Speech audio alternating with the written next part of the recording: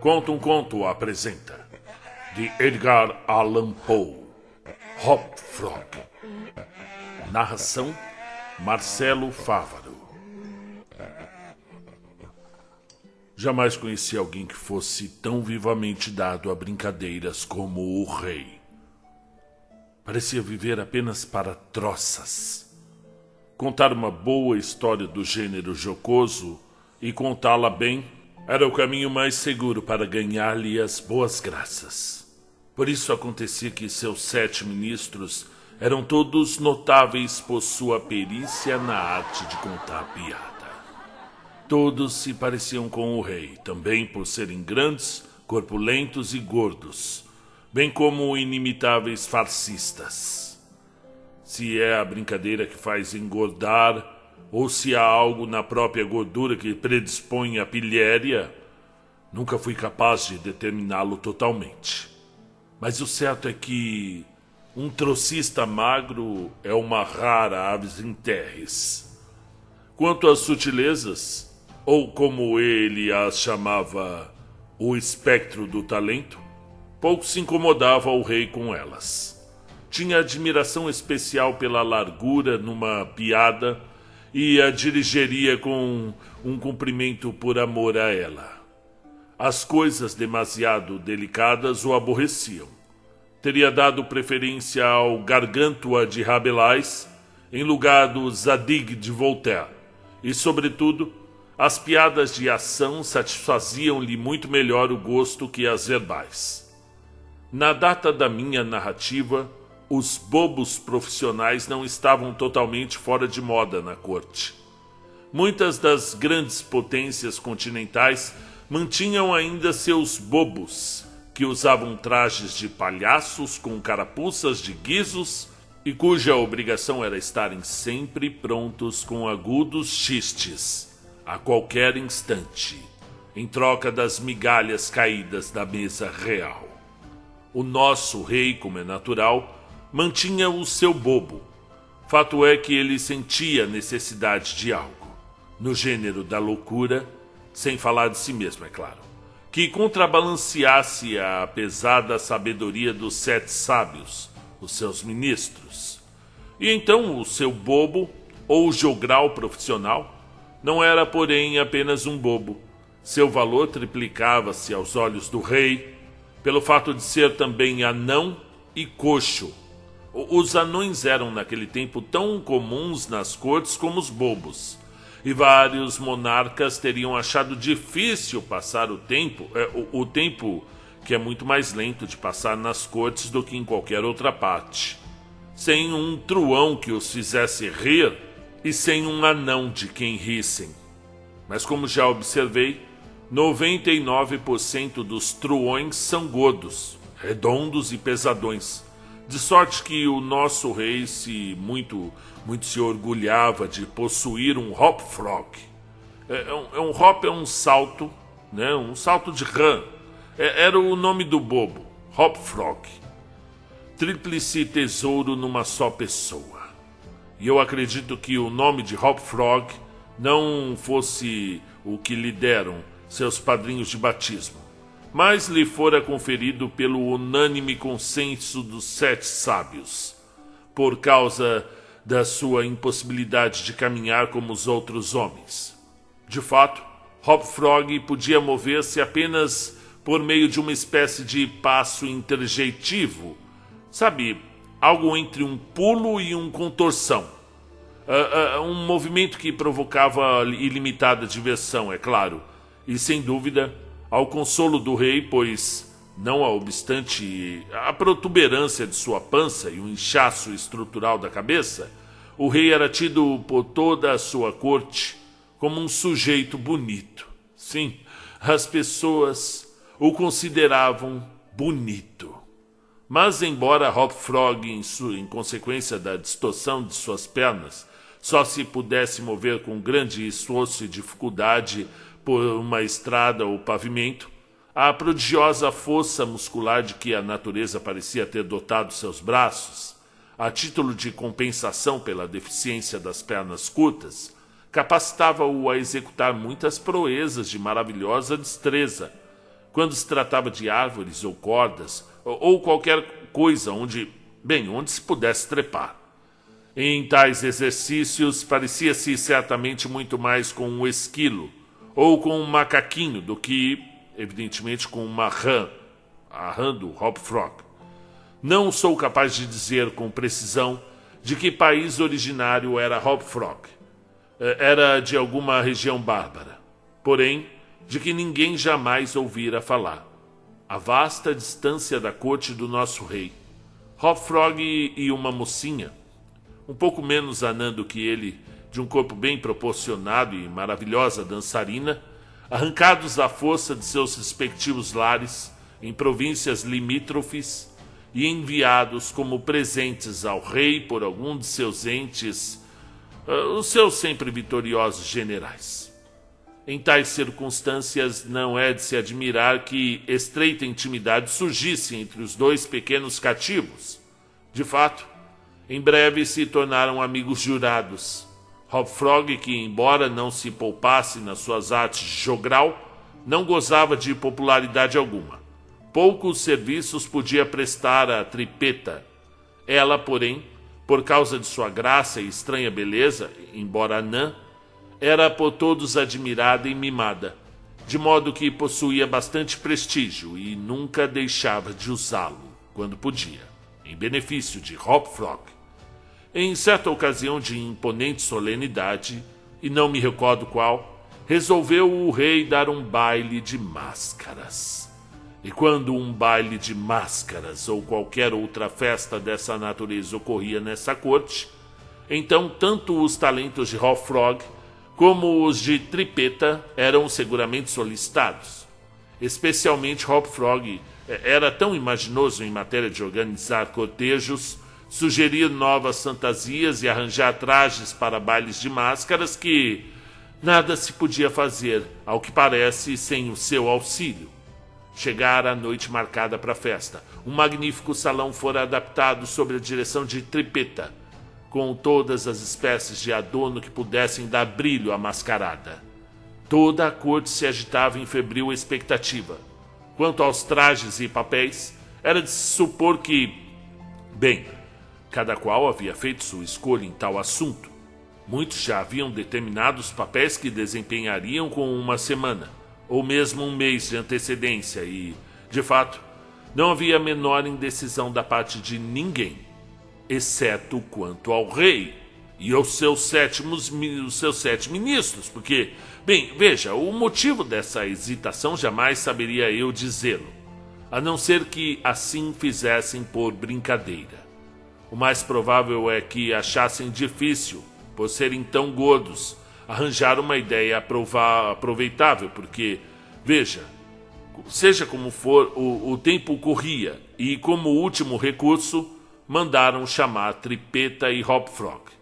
Quando os dois amiguinhos obedeceram às ordens do rei, acharam-no sentado a tomar vinho em companhia dos 7 membros de seu gabinete de conselho, mas o monarca mostrava estar com bastante mau humor neste dia. Sabia que Hop Frog não gostava de vinho, pois excitava o pobre coxo até quase a loucura, e a loucura não é um sentimento muito confortável. Mas o rei gostava das pilhérias efetivas e divertia-se em obrigar Hop Frog a beber, e como dizia o rei, a ficar alegre. Venha cá, Hop Frog, disse ele, quando o jogral e sua amiga entraram na sala. Beba esse copázio à saúde de seus amigos ausentes. Aqui Hop Frog suspirou. E depois nos favoreça com os benefícios de sua imaginativa. Precisamos de tipos,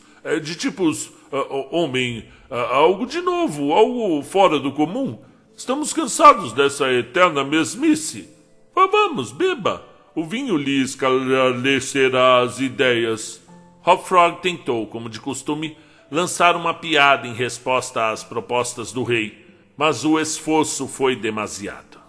Acontecia ser aquele dia o do aniversário do pobre anão, e a ordem, à saúde de seus amigos ausentes, enchera-lhe os olhos de lágrimas. Grandes e amargas gotas de pranto caíram na taça, quando a tomou humildemente da mão do tirano. Oh! Berrou o rei, ao ver o anão esvaziar o copo com repugnância. Veja que pode fazer um bom copo de vinho. Ora, seus olhos já estão brilhando. Pobre coitado. Seus grandes olhos chispavam mais do que brilhavam, pois o efeito do vinho sobre o seu cérebro excitável era tão poderoso quanto instantâneo. Colocou a taça nervosamente sobre a mesa e olhou ao redor para todos os presentes. Aquele olhar semilouco. Todos pareciam altamente divertidos com o êxito da pilhéria do rei. Agora vamos ao que serve, disse o primeiro-ministro, um sujeito gordíssimo. Sim, disse o rei. Vamos, Hopfrog, ajude-nos. Tipos, um belo rapaz. Estamos precisando de fantasias típicas. Todos nós. E como isto pretendesse seriamente ser uma piada, sua risada foi repetida em coro pelos 7. Hopfrog também riu, embora fracamente e de maneira um tanto distraída. Vamos, disse o rei com impaciência. Não tem nada a sugerir? Estou procurando pensar em algo novo, respondeu o anão com um ar abstrato, pois estava completamente transtornado pelo vinho. Procurando? Gritou o tirano ferozmente. Que quer você dizer com isso? Ah, percebo. Você está de mau humor e quer mais vinho. Aqui está, beba este. Encheu outra taça e ofereceu-a ao coxo, que a olhou e se pôs a ansiar, sem fôlego. Beba, estou lhe dizendo, urrou o monstro. Ou então, pelos diabos que... O anão hesitava. O rei ficou rubro de raiva. Os cortesãos sorriam afetadamente. Tripeta, pálida como um cadáver, adiantou-se até a cadeira do monarca e, caindo de joelhos diante dele, implorou-lhe que poupasse seu amigo. O tirano olhou-a alguns instantes, com evidente espanto, diante da sua audácia. Parecia totalmente sem saber o que fazer, o que dizer, nem como exprimir sua indignação da maneira mais adequada. Por fim, sem dizer uma palavra, empurrou-a violentamente para longe de si e jogou-lhe o conteúdo da taça cheia no rosto. A pobre moça levantou-se como pôde e, sem mesmo ousar suspirar, retomou sua posição ao pé da mesa. Por meio minuto reinou um silêncio mortal, durante o qual a queda de uma folha ou uma pena poderia ter sido ouvida. Foi interrompido por um som baixo, porém áspero e irritantemente prolongado, que parecia provir de todos os cantos da sala. Por quê? Por quê? Por que está você fazendo esse barulho? Perguntou o rei, voltando-se furioso para o anão. Ele parecia ter dominado em grande parte sua embriaguez, e olhando fixa, mas sossegadamente para o rosto do tirano, disse: Eu? Como poderia ter sido eu? O som, mestre. O som me pareceu vir de fora, observou um dos cortesãos. Eu creio que foi o papagaio na janela, afiando o bico das varetas da gaiola. É verdade, disse o monarca, como se essa sugestão o houvesse aliviado bastante. Mas, pela honra de um cavaleiro, poderia ter jurado que era o ranger dos dentes desse vagabundo. Nisso o anão riu. O rei era um fascista chapado para que se agastasse com a risada de alguém, exibindo uma fileira de dentes grandes, fortes e bastante repulsivos. Além disso, declarou estar completamente disposto a beber tanto vinho quanto quisesse. E o monarca se acalmou, e, tendo engolido outro copázio, com um não muito perceptível mau efeito, Hopfrog começou logo e com vivacidade a expor seus planos para a mascarada. Não sei explicar por que associação de ideias, explicou ele bem tranquilo, e como se nunca houvesse provado vinho em sua vida. Mas justamente depois que Vossa Majestade empurrou moça e lançou-lhe o vinho na cara, justamente depois que Vossa Majestade fez isso, e enquanto o papagaio fazia aquele barulho estranho lá fora da janela, veio-me ao espírito uma ideia extraordinária de diversão. Uma das brincadeiras de minha própria terra, muitas vezes executada entre nós nas nossas mascaradas, mas que aqui será inteiramente nova. Infelizmente, porém, requer um grupo de 8 pessoas. E... Aqui estamos! Gritou o rei, rindo de sua sutil descoberta da coincidência. 8! Justinho! Eu e os meus 7 ministros? Qual é a diversão? Veja, nós a chamamos, respondeu o coxo, de 8 orangotangos acorrentados. E é realmente uma excelente brincadeira quando bem representada. Nós a representaremos, observou o rei, levantando e baixando as pálpebras. A beleza da troça, continuou Hop Frog, está no medo que causa às mulheres. Excelente! Berraram em coro o monarca e seus ministros. Eu vos fantasiarei de orangotangos, continuou o anão. Deixai tudo por minha conta. A semelhança será tão completa que os mascarados tomavos-ão por com verdadeiros animais, e sem dúvida ficarão tão aterrorizados quanto espantados. Isso é extraordinário! Exclamou o rei. Hop Frog, farei de você um homem. As correntes são para fim de aumentar a confusão dos seus entrecochaces, e supõe-se que vos escapastes, em massa, das mãos dos guardas. Vossa Majestade não pode imaginar o efeito produzido, num baile de máscaras, por 8 orangotangos acorrentados, que a maior parte dos convivas julgará serem verdadeiros, dando gritos selvagens em meio à multidão de homens e mulheres, refinada e esplendidamente trajados. O contraste não tem igual. E não terá mesmo, disse o rei, e o conselho foi suspenso apressadamente, pois já se fazia tarde, para pôr em execução o plano de Hop Frog.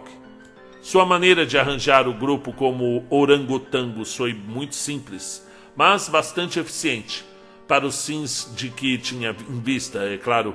Os animais em questão tinham, na época da minha história, sido muito raramente vistos em qualquer parte do mundo civilizado, e como as imitações feitas pelo anão eram suficientemente parecidas com os animais, e mais do que suficientemente horrendas, sua semelhança com o original julgava-se estar assim assegurada.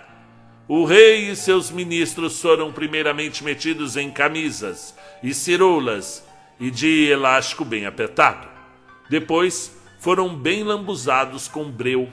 Nesse ponto da operação, alguém do grupo sugeriu o emprego de penas, mas a sugestão foi imediatamente rejeitada pelo anão, que logo convenceu os 8, com demonstração ocular, que o cabelo de um animal, como o orangotango, era muito mais eficiente representado pelo linho. Em consequência, foi estendida a espessa camada dele sobre a camada de breu, e procurou-se depois cumprir a corrente. Primeiro passaram-na em redor da cintura do rei, prendendo-o. Depois em redor do outro membro do grupo, também preso, e por assim em redor de todos, sucessivamente do mesmo modo. Quando todo esse arranjo da cadeira foi acabado, e cada um do grupo ficava o mais afastado possível do outro, formaram eles um círculo, e para fazer todas as coisas parecerem natural, Hop Frog passou as pontas da corrente através do círculo, em 2 diâmetros, em ângulos retos, de acordo com o método dotado nos dias que correm pelos que caçam chimpanzés ou outros grandes símios em Bornéu. O enorme salão em que se realizaria o baile de máscaras era um aposento circular, muito elevado, recebendo a luz do sol somente por uma janela no teto. À noite, ocasião para a qual fora especialmente destinado, era ele iluminado principalmente por um enorme candelabro pendente de uma corrente no centro da clarabóia, e abaixado ou levantado por meio de um contrapeso, como de costume. Mas, a fim de não parecer destoante, este último passava por fora da cúpula e sobre o forro. A decoração do aposento fora deixada a cargo de Tripeta, mas em alguns pormenores parece Fora ela orientada pela opinião mais serena de seu amigo anão. Fora por sugestão deste que dessa removera o candelabro. Seus respingos de cera, que em tempo tão cálido era impossível evitar, teriam sido seriamente danosos para as ricas vestes dos convidados, que na previsão de achasse o salão apinhado, não poderiam evitar-lhe o centro, isso é, sair debaixo do candelabro. Novos castiçais foram colocados em várias partes do salão, fora do espaço destinado às pessoas, e um achote, emitindo suave odor, foi posto na mão direita de cada uma das cariátides que se fixavam à parede, ao todo cerca de 50 ou 60. Os 8 orangotangos, seguindo o conselho de Hop-Frog, esperaram pacientemente até a meia-noite, quando o salão estava completamente repleto de mascarados, para apresentar-se. Nem bem cessara o relógio de bater, porém, e romperam eles, ou melhor, todos juntos para dentro da sala, pois as correntes, dificultando-lhe os movimentos, fizeram com que muitos do grupo caíssem e todos entrassem aos tropeções. A agitação entre os mascarados foi prodigiosa e encheu de prazer o coração do rei.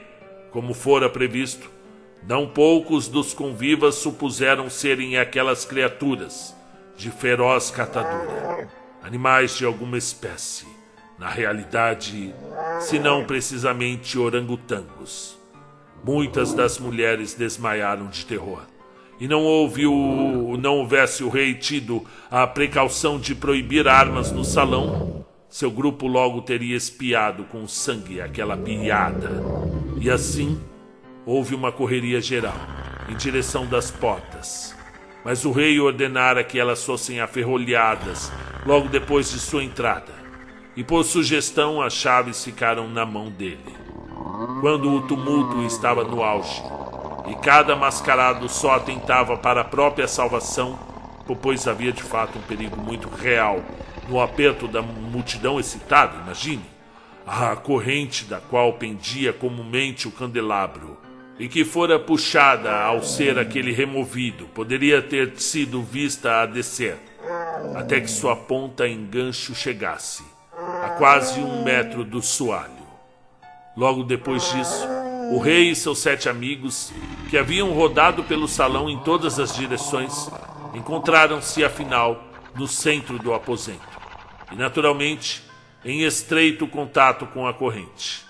Enquanto assim estavam, o anão que lhes marchava silenciosamente nos calcanhares, incitando-os a manterem a agitação, agarrou as correntes que os prendiam na interseção das 2 partes que cruzavam o círculo diametralmente em ângulos retos.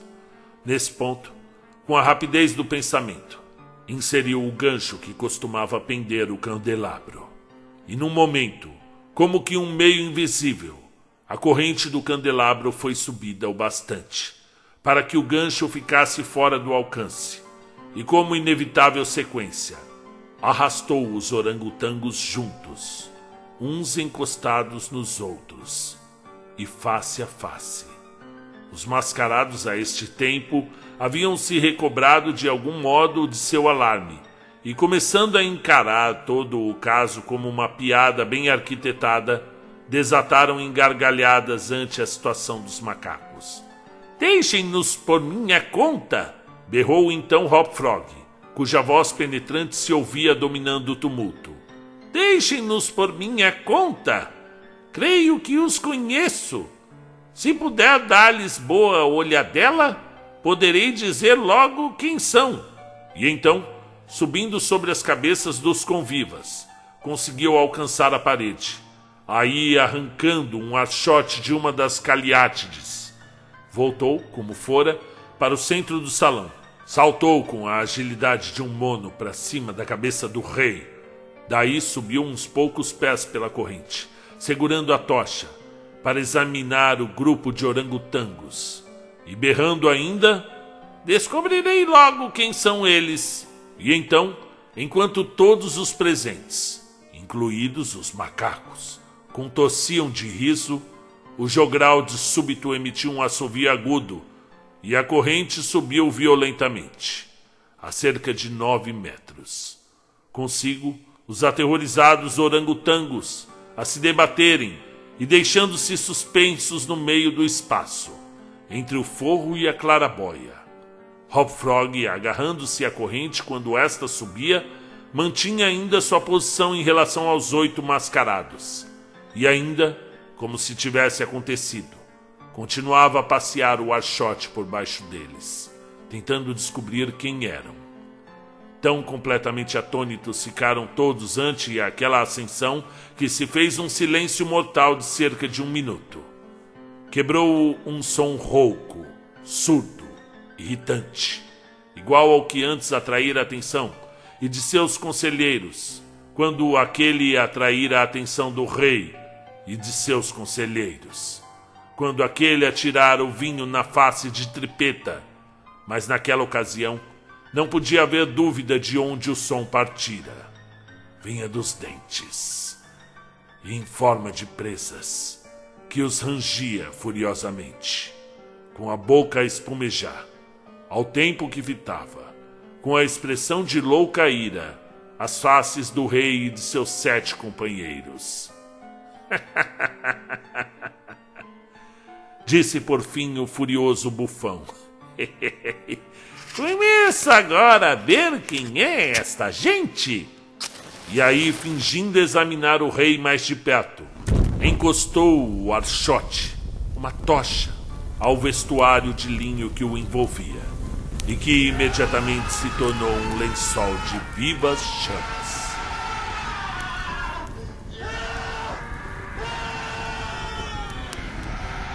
Em menos de 1 minuto, todos os orangotangos ardiam furiosamente, entre os gritos da multidão que os contemplava de baixo, horrorizada, e sem poder prestar-lhes o mais leve socorro.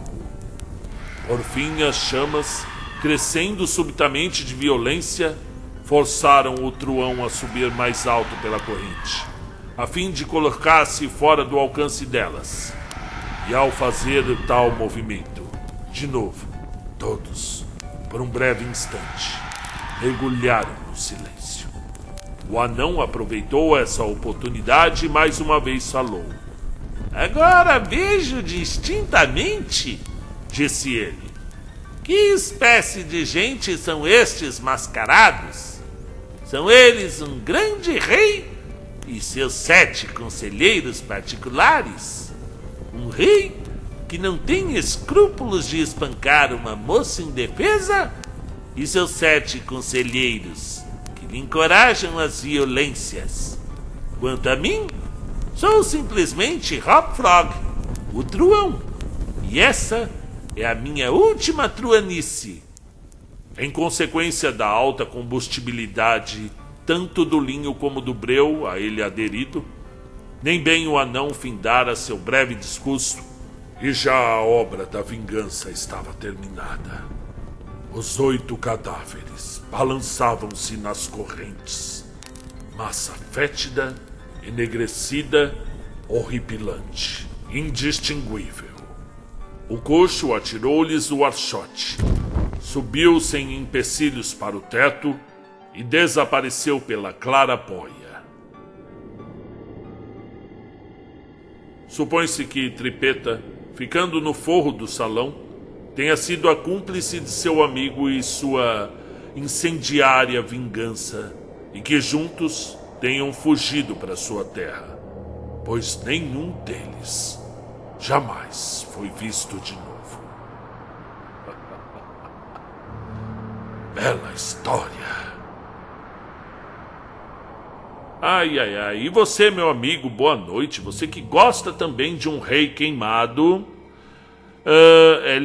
Bom, né? Tempos aqueles que se queimavam reis. E aí, o que temos a falar aqui do conto de Edgar Allan Poe, grande criador de contos maravilhosos, como O Gato Preto, como o poema, né, de quase 10 minutos, O Corvo.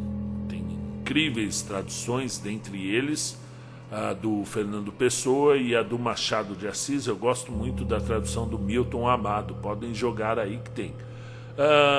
O Edgar Allan Poe, do Diabo no Campanário, do Barril de Amontilhado, do Absurdo, Os Dentes de Berenice, do Enterro Prematuro e dos Crimes da Rua Morgue. O que esse cara tem contra o orangotango? Deve ter alguma coisa aí, viu, Edgar Allan Poe? Vocês, não vou falar aqui por quê, mas leiam Os Crimes da Rua Morgue. Tem aqui no canal também 2 versões, uma mais antiga quando eu era novinho, tinha voz mais assim, e uma mais aí quando eu fiquei já velho, né? Com meus netos aqui em volta, ouvindo o vovô contando os crimes da Rua Morgue. É isso, pessoal, gostaram? Segue o jogo.